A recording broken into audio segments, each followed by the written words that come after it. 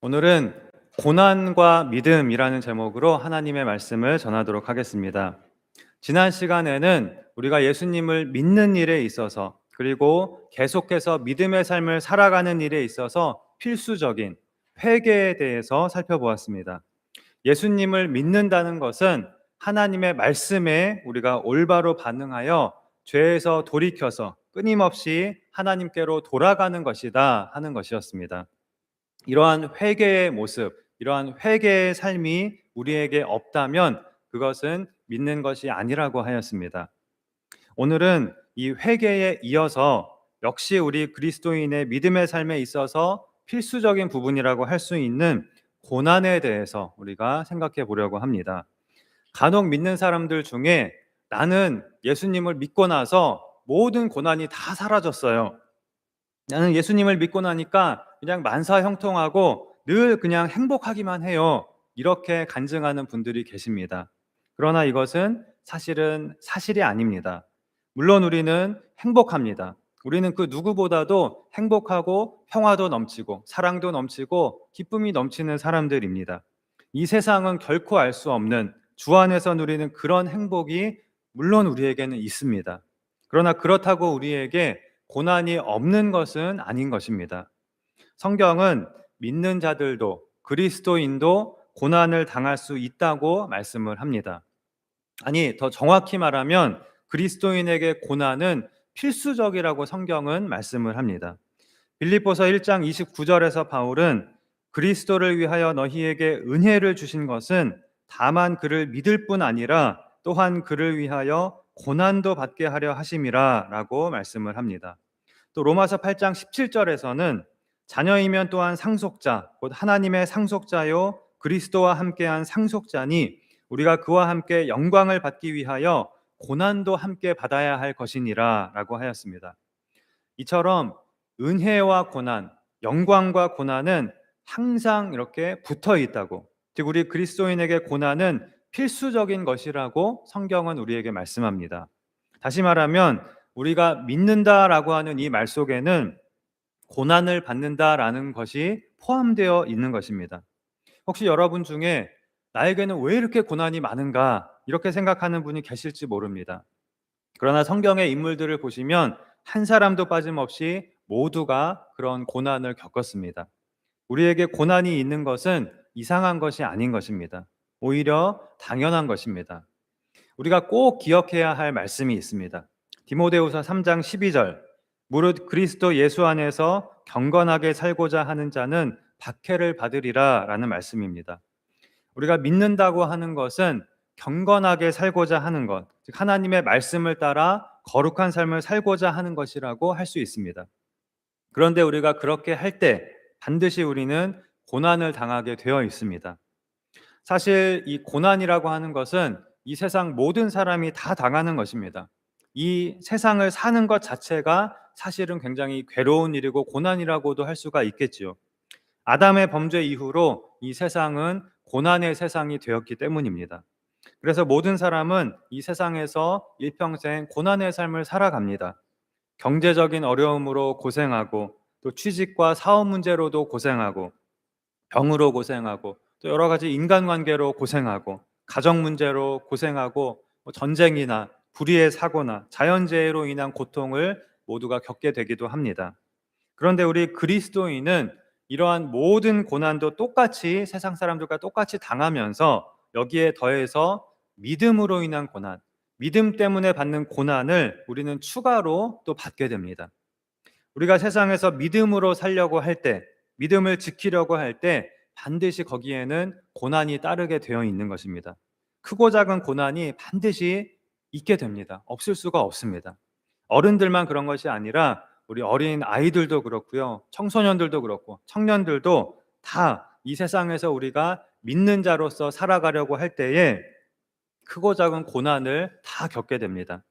우리가 믿음을 지킴으로써 세상에서 때로는 억울한 일을 당하고 불이익을 당하게 될 때가 있습니다.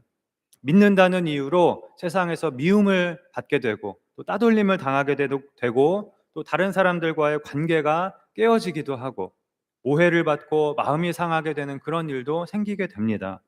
우리가 세상에서 믿음을 지킴으로써 곤경에 처하게 되고 고통을 당하게 될 수도 있습니다. 그런데 이러한 믿음으로 인한 고난은 한 번 통과하고 나면 끝나는 것이 아니라 우리가 이 세상을 사는 내내 끊임없이 계속됩니다. 안타깝지만 계속됩니다. 우리가 사는 믿음의 삶에는 이러한 고난이 기본적으로 포함되어 있는 것입니다. 그런데 이 고난에 대하여 알지 못하여서 고난이 올 때 그것을 이상히 여기거나 고난 때문에 또는 넘어지거나 고난 때문에 믿음을 포기하게 되는 그런 일들이 있습니다. 또는 고난을 받기가 싫어서 내가 고난을 받지 않으려고 믿으면서도 고난을 받기가 싫어서 적당히 그냥 믿으려고 하고 교회에 이름만 올려놓고 교회에는 몸만 왔다 갔다 하고 사실상 믿지 않는 사람처럼 산다든지 또는 일요일에만 믿는 사람이 되고 나머지 요일에는 안 믿는 사람이 된다든지 이런 경우가 있습니다. 고난에 대하여 몰랐기 때문입니다. 성경이 말씀하는 믿음과 고난에 대하여 몰랐기 때문에 고난에 올바로 대처하지 못하고 고난 때문에 넘어지고 믿음을 포기하게 되는 그런 안타까운 일이 일어나게 되는 것입니다. 성경은 우리가 예수님을 믿으면 우리에게 모든 고난이 사라지고 이 세상의 삶에서 만사형통한다고 말씀하고 있지 않습니다. 그것은 잘못된 믿음인 것입니다. 하나님은 분명히 우리에게 복 주시기를 원하시고 또 우리에게 복을 주시는 분이십니다. 그러나 하나님께서 주시는 복은 고난이 없는 복이 아닙니다. 고난과 함께 은혜를 주시고 고난과 함께 영광을 주시는 것입니다. 우리가 많이 부르는 찬송가 중에 무슨 일을 만나든지 만사형통하리라 우리가 많이 부르지 않습니까? 아무 일도 안 만나서 아무런 어려움도 안 만나서 만사형통한 것이 아니라 무슨 일을 만나든지 하나님께서 함께 하심으로 우리가 만사형통한 것입니다. 그리고 이미 우리는 가장 큰 복을 받았고 가장 큰 은혜를 이미 받은 사람들입니다. 그렇기 때문에 우리가 살면서 어려운 일을 만나거나 고난을 당하게 될 때 그것으로 인해 절망하거나 하나님이 나를 돌보지 않으시는구나 이렇게 잘못 생각해서는 안 되는 것입니다. 이미 우리가 엄청난 은혜를 영원한 은혜를 이미 받았거든요. 그리고 오히려 그 고난 가운데에서 나와 함께하고 계시는 하나님을 우리가 바라보고 또 고난 속에서 복을 주시는 형통하게 하시는 하나님을 바라보고 또 고난을 이기고 통과하게 하시는 그 하나님을 우리는 바라보아야 하는 것입니다. 그래서 오늘은 이 고난은 하나님을 믿는 데 있어서 필수적인 것이다 하는 것을 우리가 기본적으로 기억을 하면서 우리가 고난을 어떻게 받아들이고 어떻게 고난에 대처해야 할지 어떻게 고난에 대처하는 것이 하나님을 믿는다라고 말할 수 있는 것인지 이것에 대해서 오늘 본문을 통해서 생각해 보려고 합니다. 오늘 우리가 읽은 베드로 전서는 사도 베드로가 기록한 성경인데요. 기록 연대가 약 주후 64년에서 66년경입니다. AD 64년에서 66년 이 사이에 기록이 된 것으로 추정이 됩니다. 그러니까 예수님께서 승천하신 이후로 약 30년 정도가 지난 때에 이제 베드로가 쓴 것인데요. 이 시기에 아주 중요한 특징이 있습니다. 이때는 로마 제국 내에서 항상 그렇기는 했지만 그리스도인에 대한 박해가 가장 극심했던 시기라는 것입니다. 그렇게 된 계기가 된 사건이 있었는데요. 바로 주후 64년에 일어났던 유명한 로마 대화재 사건입니다. AD 64년 7월 19일에 로마의 대화재가 발생을 하였는데요. 무려 5일 동안 로마 시내가 다 불탔던 엄청난 말 그대로 대화재였습니다. 이 로마 대화재로 인해 로마 시민들의 분노는 극에 달하게 되었는데요. 이 화재가 발생한 원인을 두고 의견이 분분한 가운데 당시 로마 황제였던 네로가 방화를 저질렀다는 소문까지 실제로 그런 건 아니고 그런 소문까지 나돌게 되었습니다. 그리고 이렇게 화살이 엉뚱하게 자기에게로 향하게 되자 이 네로 황제는 성난 민심을 가라앉힐 희생양으로 엉뚱하게도 이 그리스도인들을 선택하게 됩니다. 안 그래도 당시 로마 제국에서 타락한 이 로마 문화 속에서 이 로마 시민들은 이 타락한 로마 문화 속에서 자신들과는 다르게 구별된 삶을 살아가는 그 그리스도인들을 평소에도 탐탁지 않게 여기고 못마땅하게 불만을 가지고 그렇게 있었는데, 그것을 떠올린 로마 황제 네로가 로마 대화재의 책임을 그리스도인들에게 뒤집어 씌운 것입니다. 이 화재와 그리스도인들은 아무 관계가 없었는데도 네로 황제가 자기가 책임을 모면하려고 화재의 책임을 그리스도인들에게로 돌린 것입니다. 그러자 일시에 그리스도인들은 모든 사람들에게 분노의 대상이 되었고, 이때부터 로마 제국은 그리스도인들을 무자비하게 박해하기 시작하였습니다. 그리스도인들을 닥치는 대로 잡아다가 잔인하게 처형하는 그런 대박해가 시작이 된 것입니다. 그러니 당시의 그리스도인들은 얼마나 무서운 공포 속에서 살았겠습니까? 예수님이 승천하신 후로 30년이나 지났는데 다시 오신다고 하신 예수님은 도대체 언제 오시는지 알 수가 없고, 당장 눈앞에 보이는 현실은 어두움을 넘어 절망으로 가득하였습니다. 그런데 놀라운 것은요, 이 대박해는 잠시 지나가는 태풍 같은 것이 아니었습니다. 이때부터 시작된 이 로마 제국의 기독교에 대한 대박해는 무려 250년이나 계속되었습니다.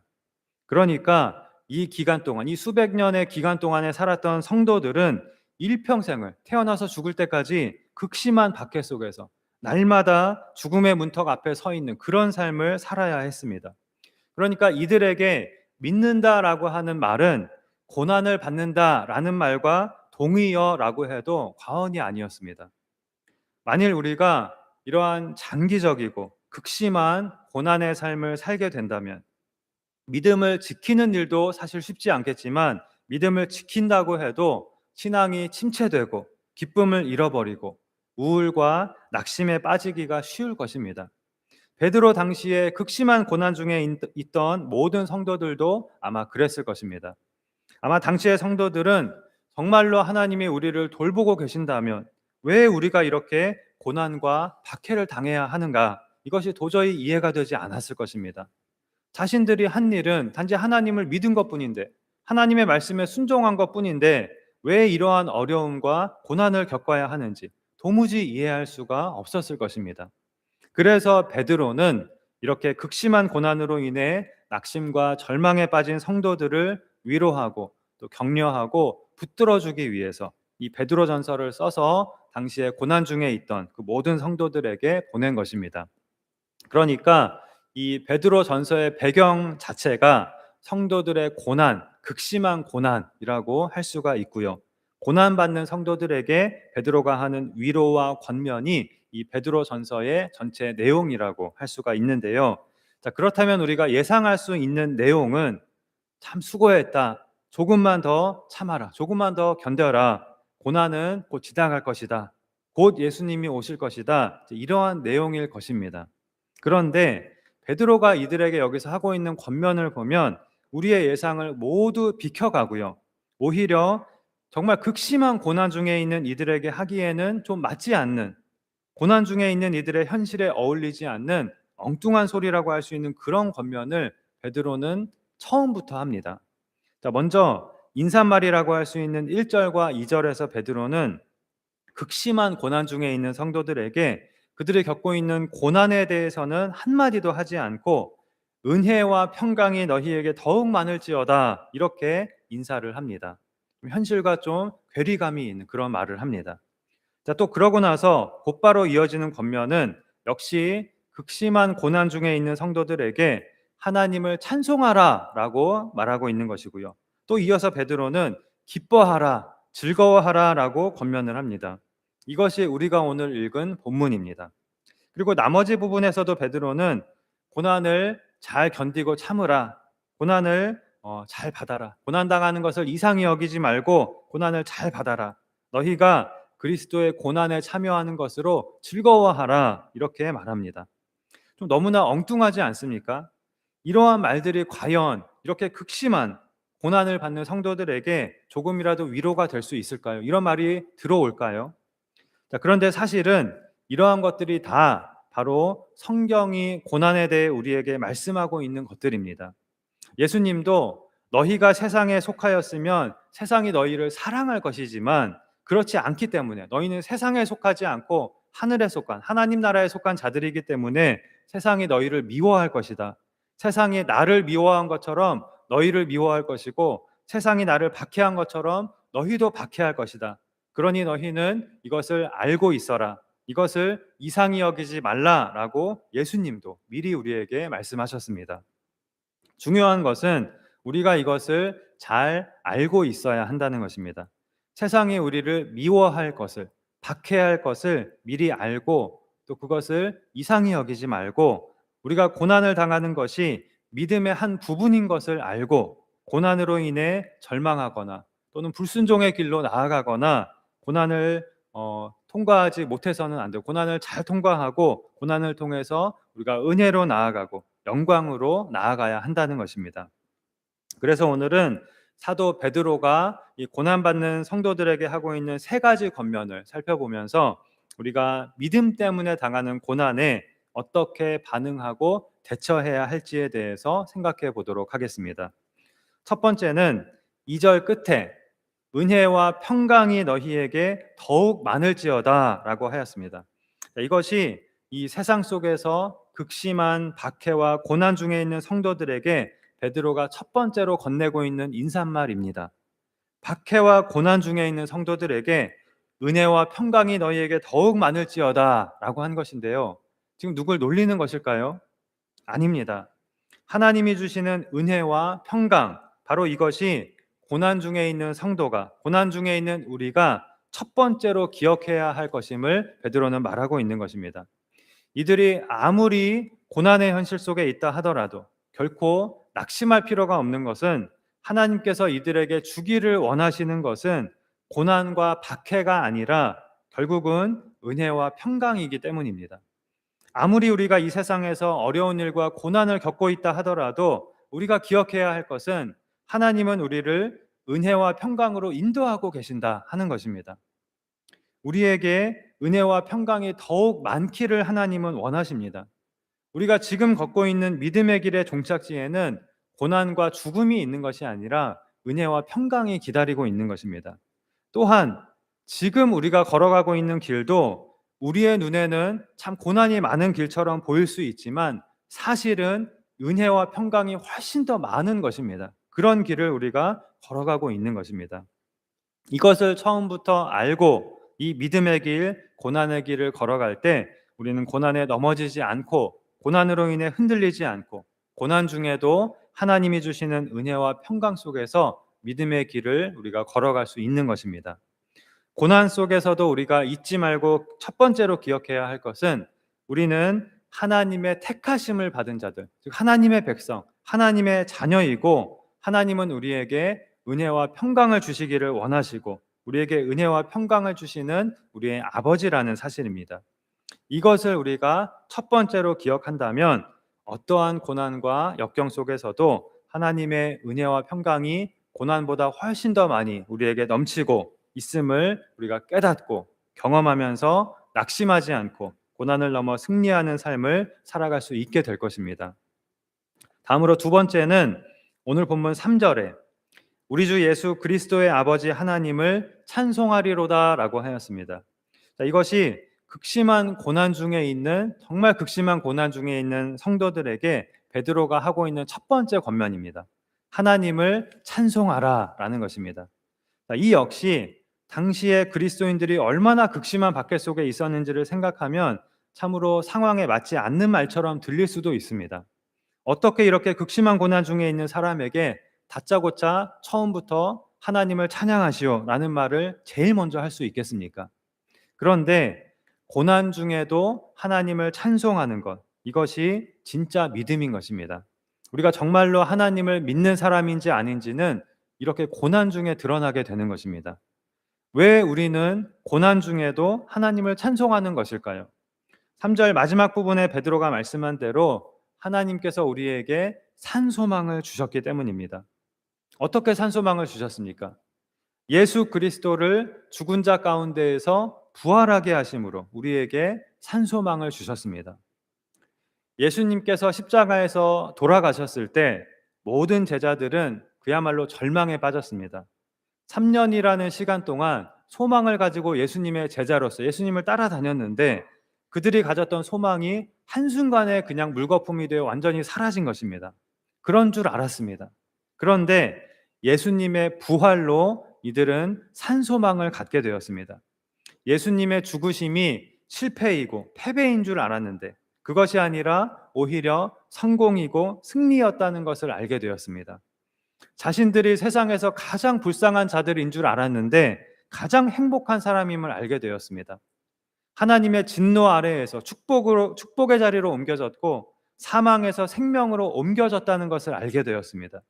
그래서 이 베드로를 포함한 제자들은 하나님을 찬송하게 되었습니다. 자, 바로 이러한 경험을 했던 베드로가 지금 고난으로 인해 낙심 중에 있는 성도들에게 하나님을 찬송하리로다, 하나님을 찬송하라고 그렇게 말하고 있는 것입니다. 당시에 핍박받는 성도들은 날마다 사망의 문턱에 서 있는 것처럼 보였지만 이들이 알아야 할 것은 사실은 사망 가운데 있는 것은 이 세상이고 자신들은 참 생명 가운데 있다는 사실이었습니다. 이 세상에서는 죽음 직전에 있는 것 같은 자신들이야말로 진정한 산소망을 가진 자들이라는 것이었습니다. 이것을 깨닫고 기억할 때 하나님의 백성은 어떠한 상황 속에서도 하나님을 찬송할 수가 있는 것입니다.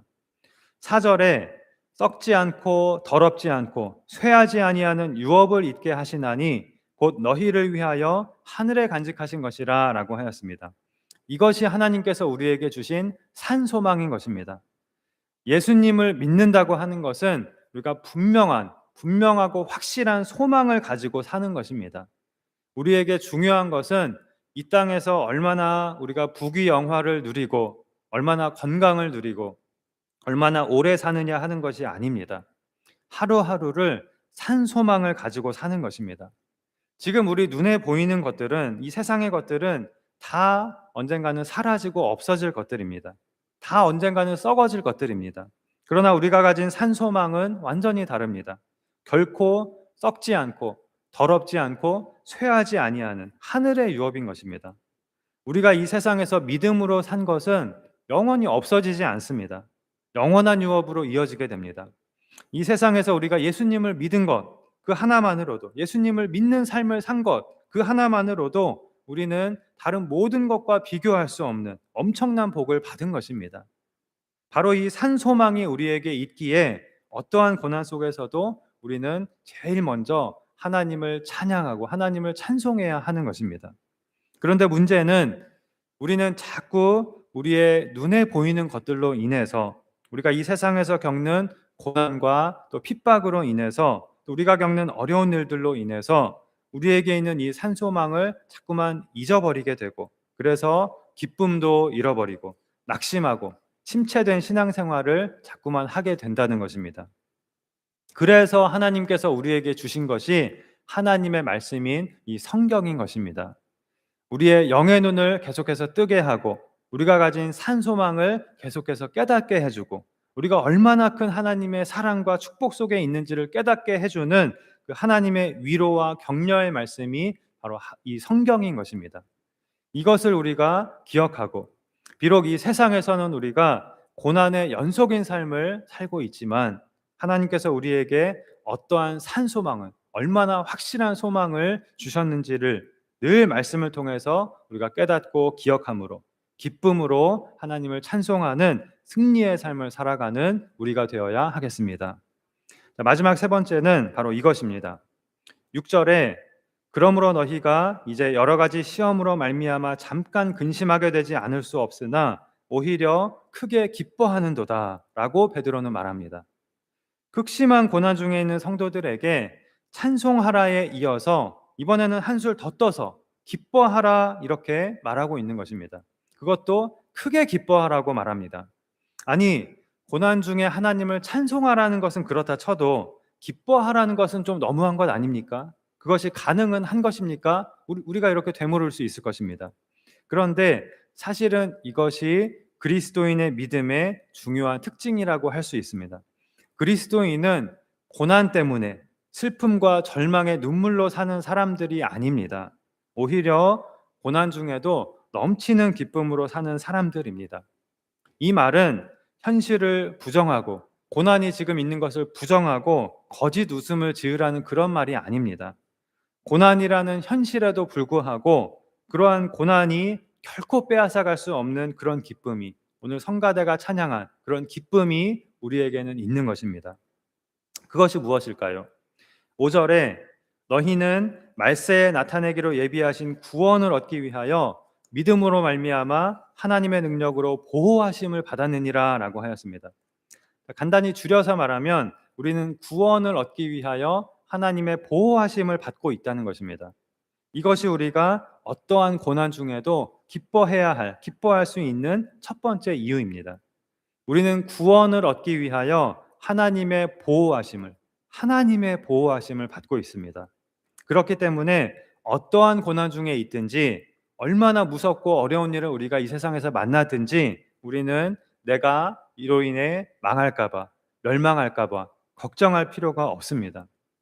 우리는 구원을 위하여 하나님의 보호하심을 받고 있고, 무슨 일이 있어도 우리는 안전하게 영원한 저 천국에 이르게 될 것입니다. 이것이 우리가 어떠한 고난 중에도 기뻐해야 할 이유인 것입니다. 많은 사람들이 미래에 대한 걱정을 늘 하고 살아가죠. 미래에 대한 걱정을 참 많이 합니다. 내가 지금 아무리 많은 재산을 가지고 있고 또 건강을 가지고 있고 많은 것들을 내가 가지고 있다 하더라도 어느 날 갑자기 전쟁이나 생각지 못한 재앙이 닥치면 그 모든 것들이 소용없게 될까 봐 두려워하고, 많은 사람들이 미래에 대해서 불안해합니다. 실제로 우리가 가진 것들이 그러한 재앙으로부터 우리를 지켜주지 못하거든요. 그러나 하나님의 백성인 우리에게는 너무나도 확실한 하나님의 약속이 있습니다. 하나님이 우리를 영원히 사랑하실 것이며, 예수님께서 세상 끝날까지 항상 우리와 함께 계실 것이며, 성령님이 영원히 우리를 떠나지 않을 것이며, 전능하신 아버지께서 이 세상에서 우리를 돌보시고 지켜주실 것이라는 그런 약속이 우리에게는 있는 것입니다.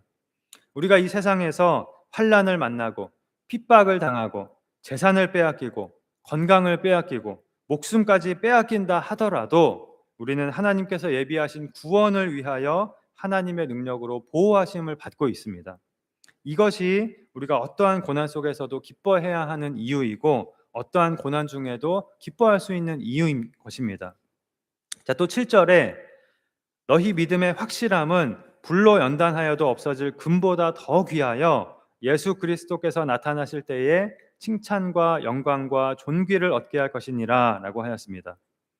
우리가 이 세상에서 만나는 시험과 고난은 우리의 믿음을 연단의 과정이라는 것입니다. 그러한 고난을 통해서 우리의 믿음이 더욱 성숙해지고 성장하게 된다는 것입니다. 그리고 그 결과 예수님께서 다시 오실 때에 우리는 칭찬과 영광과 존귀를 얻게 되리라는 것입니다.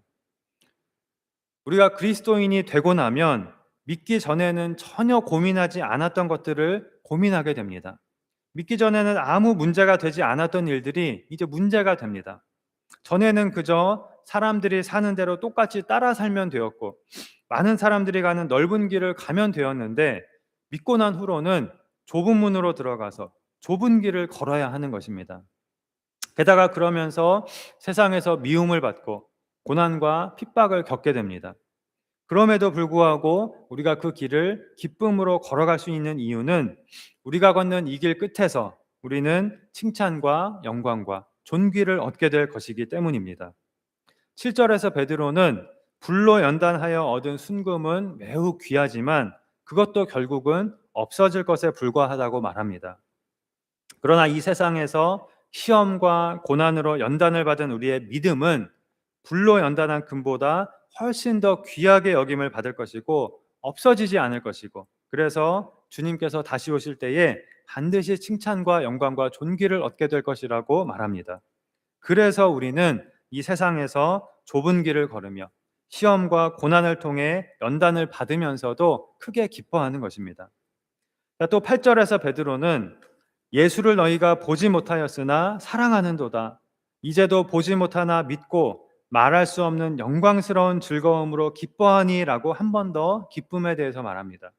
베드로는 예수님의 수제자로서 예수님의 말씀을 직접 들었고, 예수님께서 행하신 기적들도 직접 보았고, 이 세상에 예수님이 계실 때 늘 예수님 제일 가까운 곳에서 가장 가까이에서 예수님을 따랐던 사람입니다.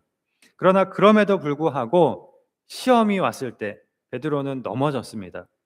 예수님께서 체포되셨을 때 예수님을 모른다고 3번이나 부인하였고, 예수님께서 십자가에 달리실 때 도망가 버리고 말았습니다. 그런데 그런 베드로를 부활하신 주님께서 찾아오셔서 한없는 사랑으로 안아주셨습니다. 예수님은 자신을 배신한 베드로에게 다른 것은 아무것도 묻지 않으시고, 내가 나를 사랑하느냐? 라고 똑같이 3번을 물으셨습니다. 그것이면 되었다. 네가 나를 사랑하면 되었다. 라는 것입니다. 이러한 경험을 한 베드로는 말할 수 없는 영광스러운 즐거움이 무엇인지를 알게 되었을 것입니다. 그러한 베드로가 예수님을 직접 보지 못한 성도들에게 너희도 똑같이 이러한 예수님의 사랑을 받은 자들이다 라고 말하고 있는 것입니다. 이러한 예수님의 사랑을 받은 결과가 보지 못하였으나 예수님을 사랑하고, 보지 못하나 예수님을 믿는 것입니다. 그리고 말할 수 없는 영광스러운 즐거움으로 기뻐하는 것입니다. 9절에서 베드로는 믿음의 결국 곧 영혼의 구원을 받음이라 라고 말합니다. 우리가 말할 수 없는 영광스러운 즐거움으로 기뻐하는 것은 영혼의 구원을 받은 결과라는 것입니다.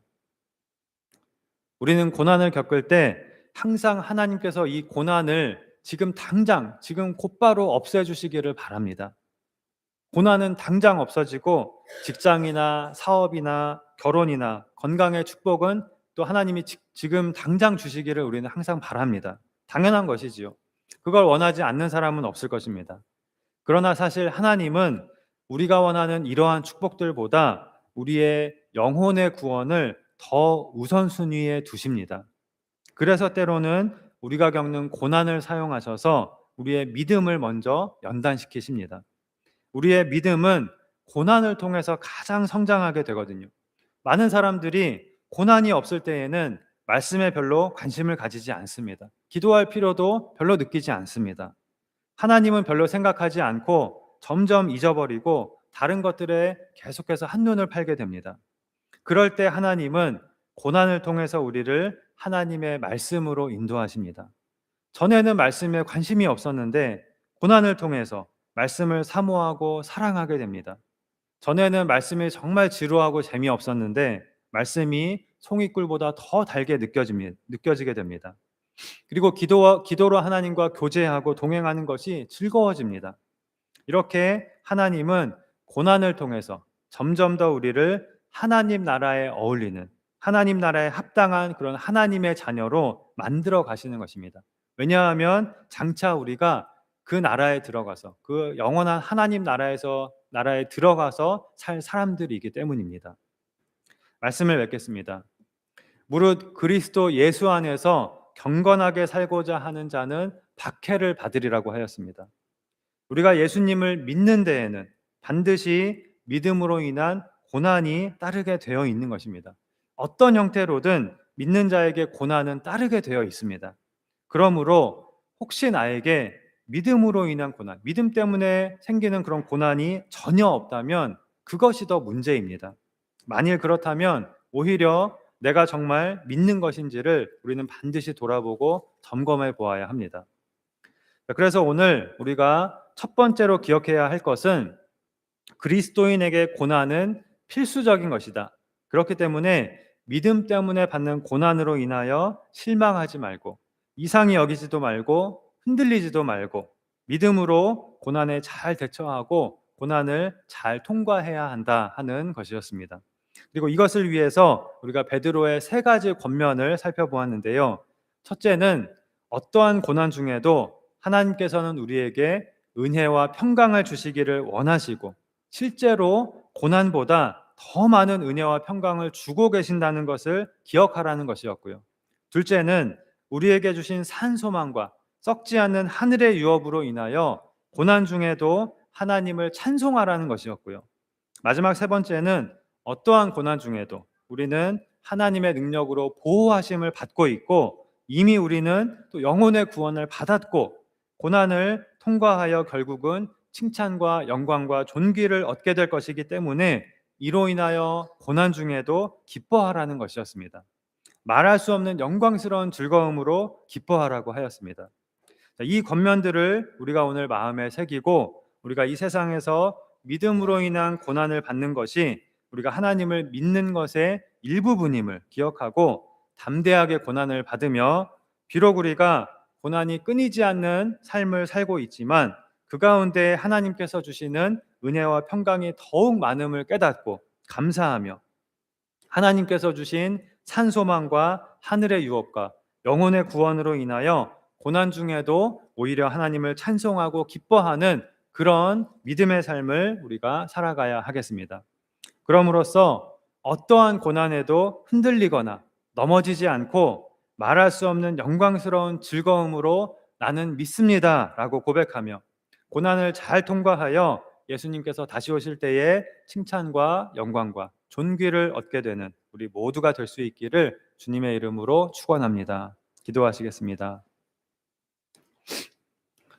하나님 아버지, 하나님께서 우리에게 은혜를 주신 것은 고난도 받게 하려 하심이라고 하였고, 우리가 주님과 함께 영광을 받기 위하여 고난도 함께 받아야 할 것이라고 하였습니다.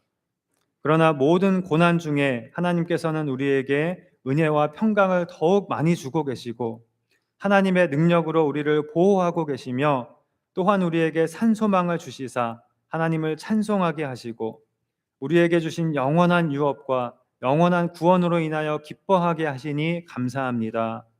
이것을 우리가 항상 기억하고, 비록 우리가 고난 가운데에서 살아가고 있지만 우리에게는 가장 영광스러운 순간이 아직 남아있음을 기억하고 말할 수 없는 영광스러운 즐거움으로 기뻐하며 하나님을 찬송하며 우리를 위하여 고난당하신 주님과 함께 담대하게 고난을 이겨내고 고난을 통과하는 믿음의 삶을 우리 모두가 살아가게 하여 주시옵소서. 그리하여 모든 고난을 통하여 하나님께 영광을 돌리며 칭찬과 영광과 존귀로 나아가는 우리 모두가 되도록 인도하여 주시옵소서. 믿사오며 예수님의 이름으로 기도하옵나이다. 아멘.